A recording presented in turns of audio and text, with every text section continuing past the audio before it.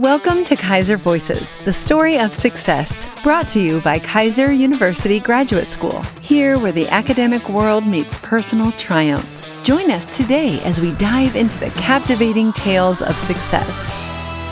Welcome back, everybody, to another episode of Keiser Voices, and we are getting spooky.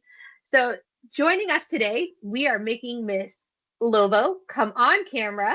So she is not just producing and editing, but she is going to partake with us as we have a conversation with the graduate school dean, Dr. Jennifer Peluso, who's going to share with us a little bit about the ghost story of a memory. So Dean Peluso, thank you for joining us. My great pleasure. What some of you may not know is my background is in psychology, and in particular, I studied cognitive psychology, and that is the study of how we take in information, what we do with it up here, how we store it, and then how we use it later.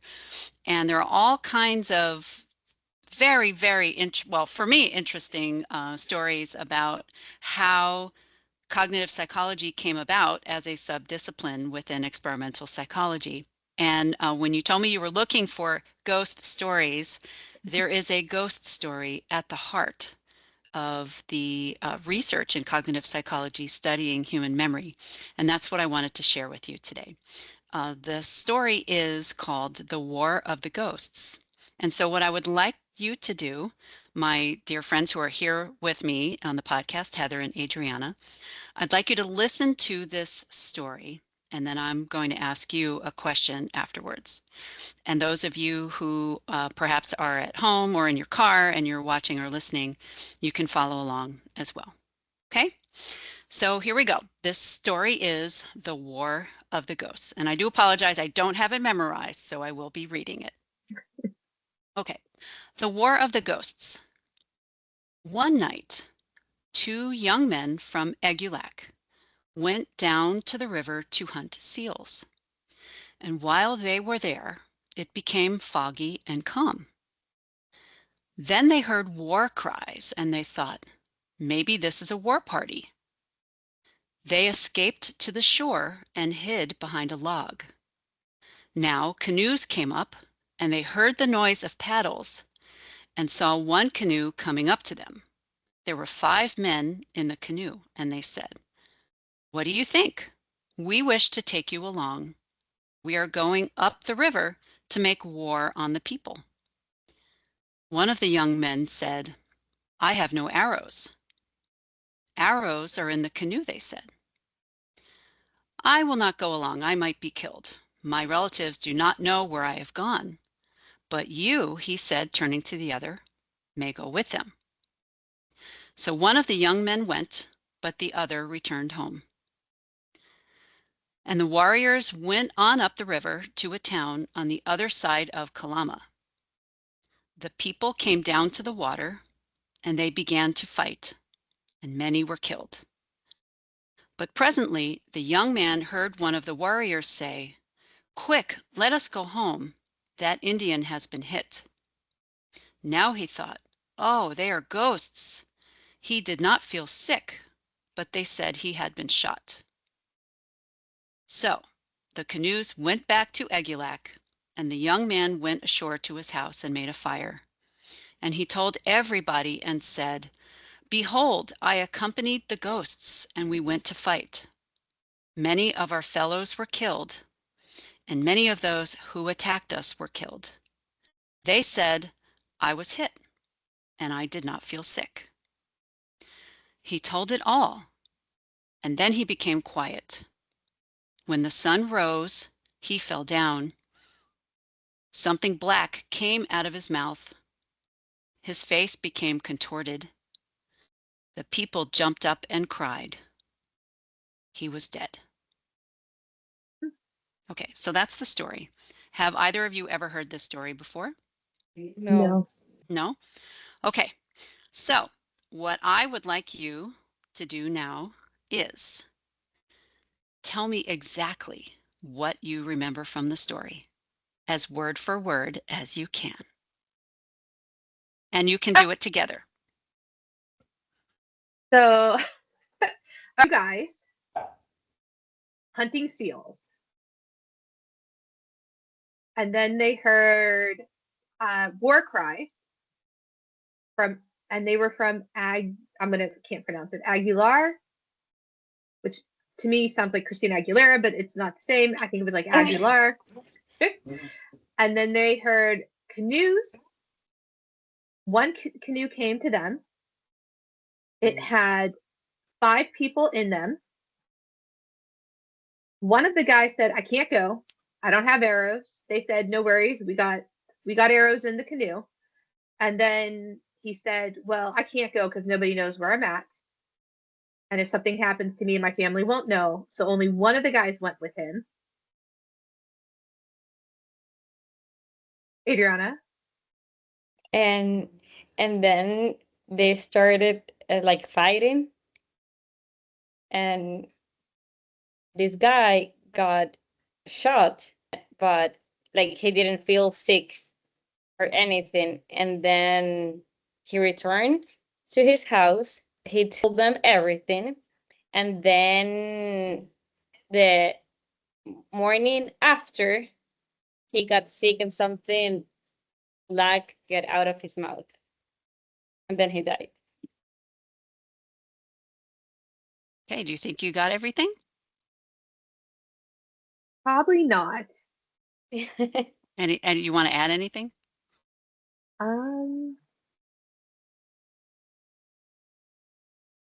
They went upriver in the canoes. That's the only thing. I'm trying hard not to give you feedback one way or the other. I know you're looking at me like, is that right? Is that right? Okay. No, that's good. You did very well.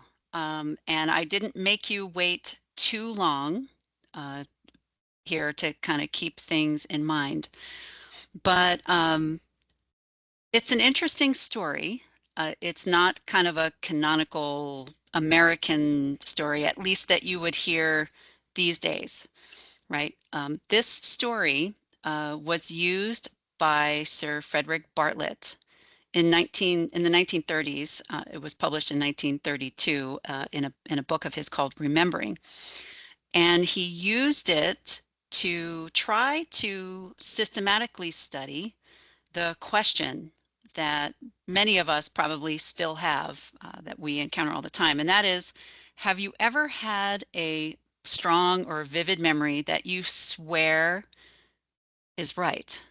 And then you come to find out either because someone tells you you were wrong, or you encounter some information later that reveals to you that you didn't quite have it correct, right?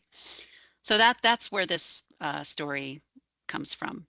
And Bartlett was the one that, along with a few others, Brewer and others, that really started us down the path of understanding that human memory is not like an accurate recording device like a video camera or an audio recorder would be. That memory is not reproductive, it's reconstructive.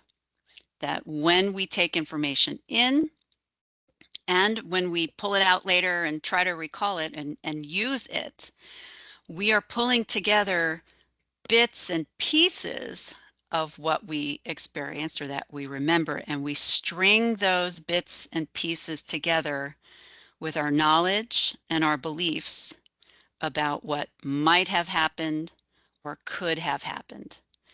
And he did lots of studies where he had people read the story and then tell it to another person, which is a lot like, the telephone game. Mm-hmm. And we have a lot of fun experiencing how the message in the beginning gets all screwed up by the time it gets to the end, right? That's part of the game, why it's so fun. And other times, he had people read the story and then the same person recall it multiple times and then watched how the story changed from the original. And I will share the original with you all again so you can see what you got right and what you did not. But it's a famous ghost story in the science of psychology. And I wanted to share that with you. No, that was awesome. Thank you. And now I'm Thank you. more concerned about whether or not we got it right than I am about asking you the other questions that we had for you about the ghost story of a memory. You got it mostly correct. And if you'd like, I can tell you most of what Bartlett found is that people, when they retell the story, they do exactly what you did. They make it shorter and they kind of focus on what was the gist of the story. They don't necessarily recall the quotes exactly correctly. Sometimes they get some things out of order, but they also make it more conventional. So many times people, you were very good, Heather. You said canoes. A lot of times people will say boats instead of canoes. Sometimes they change the phrasing to be more culturally relevant or I guess conventional. They will incorporate their what's culturally relevant to them. So someone from a Western culture will tell the story very differently than someone from an Eastern culture, for example. And many times things that are unusual or ambiguous in the story get left out completely from the story. So we retell it in a way that makes the most sense to the way we're used to thinking about the world and talking about it with the people who are around us. And that really is the notion behind a lot of research in the 70s, the 80s, the 90s. You may be familiar if you've studied any psychology or took an intro to psychology class. Eyewitness testimony. And how do we know whether what somebody tells on the witness stand is actually what happened as opposed to an interpretation that they had of what happened?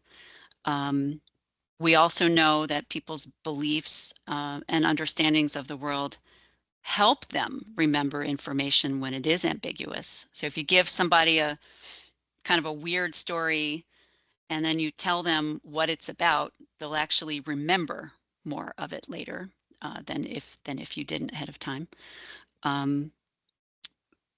You give people pictures of a scene and you tell them this is a scene about food.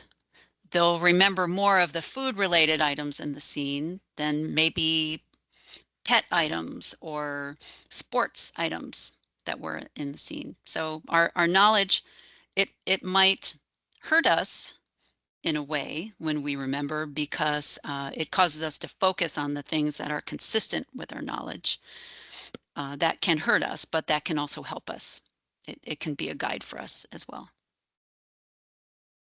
That's interesting. When did they start to really dive in and start exploring, in memory and cognitive psychology? Well, you could go all the way back to Freud and his theory of psychoanalysis. His evidence for what he thought was the libido and the id and the ego and the superego, a lot of his evidence was on the things that people couldn't remember. You might recall he talked about mechanisms for repressing or putting out of the conscious mind certain things. So one could argue that Freud should get the credit for talking about and getting us thinking about things that we can know consciously versus not, what we can remember versus not remember. Certainly I would say that qualifies as the first real, I guess you could say, pseudo-scientific study. People will argue with me about Freud, but that's okay. We can all have our own opinions. Why do you think when it comes to memories, they often feel mysterious, almost like, like you said, like kind of like playing a trick on us, in the same manner like a ghost story would? Boy, that's a great question. I think our memories are so personal. They have a lot of meaning for us, whether they're happy memories or sad memories. we remember them through our own lens, very much like our dreams, right? You can't really capture the full experience of a dream, even to tell about it or talk about it. And the other thing about memory is there are processes that we don't have full control over. So if you're sitting working at your desk, or you pick up a phone because somebody calls you, while you're talking and doing things, you have these memories that can come unbidden to your mind. You don't ask them to come, but they just kind of float in and out in a, I guess we can say, in a spooky way, since that's our theme here. And that does feel mysterious. So when we think about Halloween, do you see connections between how we tell the ghost stories and how our memories can distort or haunt us? And I mean, I know you just said like sometimes like a memory can just capture you like out of the blue while you're doing other things. I think for a lot of us, so I'm going to take a different tack in answering that. I think for a lot of us, the experience of Halloween is filled with memories of our own Halloween experiences as children. But further back in the cultural practices that led to what we do in America today in Halloween, a lot of the traditional practices really were related to remembering people who had passed. And so I guess you could say fundamentally Halloween is about memory, and at least originally was about memory, and maybe on some level still is. Oh, that's a good point. And there's still some cultures that treat it more like, you know, like a celebration of memory. For instance, the Day of the Dead, which is widely celebrated in Mexico and a few other countries. And if people are not familiar with it, they might be familiar with the Disney movie Coco, where they have that day where they honor and remember, they visit their relative, you know, at their burial site. Some cultures I've seen, I think they're Asian cultures. I might be wrong, so nobody quote me. They actually go and retrieve the family members' bones. I know some for us here in the West, like we're kind of like, oh, what do you mean that's desecrating a grave? But in some cultures, you know, it's a practice that, you know, you go, you bring home a bone fragment or a skull, and you put it on display for the whole day. Right, like a relic of your loved ones. Yes, you know, human beings are fundamentally social creatures, and a lot of the time that we spend together is reminiscing. And our ability to connect our current self to our past is what gives us a stable sense of identity also. And, you know, I think a lot of the time that we do spend reminiscing with others is about our personal connection to whatever that event or person is that we are remembering. So you know, I hadn't thought about the reliquary aspect, the cultural aspect, but you're right, that is a way of kind of concretizing the past for us so we don't forget the individual. How has early research shaped the way psychologists really think about memory nowadays? You know, psychology is very much like other disciplines that we build on our past. And as our knowledge and understanding, especially of the brain and how the brain works, that has shaped how we understand the results of experiments and research from the past. So our knowledge is always evolving. There are some basic fundamentals of you know, how our perceptual systems, the eyes see light and how that gets to the brain and then is put together for the visual experiences and memories that we have. But even there, our medical knowledge of the different cells and neurons that function in our retinas and how they work together to kind of add up to the full experiences that we have.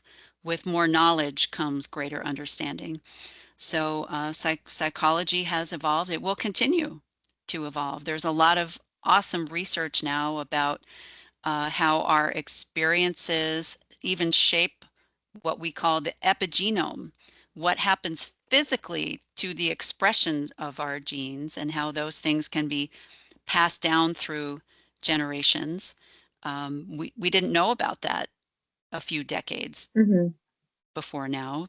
So that allows us to ask more granular questions, different kinds of questions to refine the prior knowledge that we had. So it will continue to evolve. That's the exciting thing. I mean, things are changing, different ways to look into this. New research is coming out. I mean, our own doctoral candidates here at Keiser, are always looking for those gaps in research that they can take that opportunity to expand on. So I'm right there with you. We're just going to keep seeing things change as we go forward. That's right. And the good news, I'll say, for our doctoral students is there is always something new that you can look into. I remember when I was a doctoral student and in the height of my anxiety saying to my professor, everybody's already asked the interesting questions. What's left? There's always something new. And before we let you go and we get out of costume, for our listeners, what would you say to spark their curiosity about cognitive psychology and the study of memory? I would say have a conversation with somebody who you know, a friend, a partner, a boss, and talk about an experience that you have both had together. And pay attention to, talk about what you remember versus what the other person remembers. And pay attention to what that social reminiscing experience is like.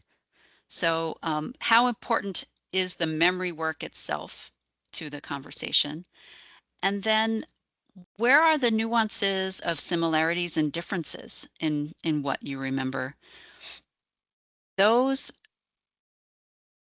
little details, you'd be surprised, mean so much. And what you observe about them when they happen, those can give you some really interesting questions to spark that interest, to go into the research, go into a database, who's done some research on that, what has already been studied, what could you look at and study further yourself.